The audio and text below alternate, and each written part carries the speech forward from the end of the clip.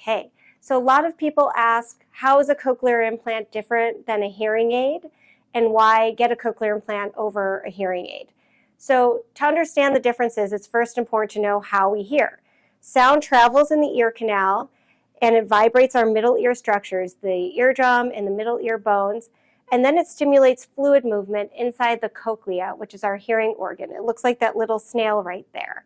And inside the cochlea are little hair cells.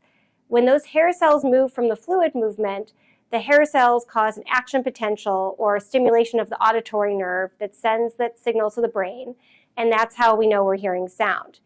When you have hearing loss, those cells in the cochlea are not functioning correctly. They're damaged, they're not working very well, so even when you turn up sound with a hearing aid, it's distorted or it's still difficult to understand speech.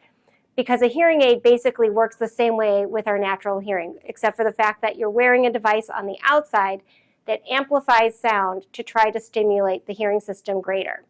The cochlear implant literally replaces the cells in the cochlea with electrical contacts. So you can see here, the electrode array is threaded into the cochlea, and then the receiver stimulator is tucked under the skin over the skull.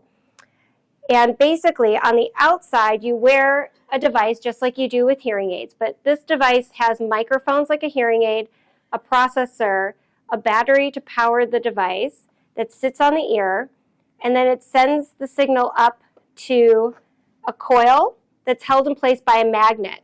So there's a coil and a magnet under the skin as well, and the two basically are held, the magnet holds it in place so that they are aligned and they can communicate with each other. When the signal, the electrical signal, is sent across the skin to the implant with the receiver stimulator, it stimulates the electrodes inside the cochlea, and then those electrodes stimulate the auditory nerve, and that's how your brain perceives sound. So we're bypassing the natural hearing pathway and stimulating through an electrode instead.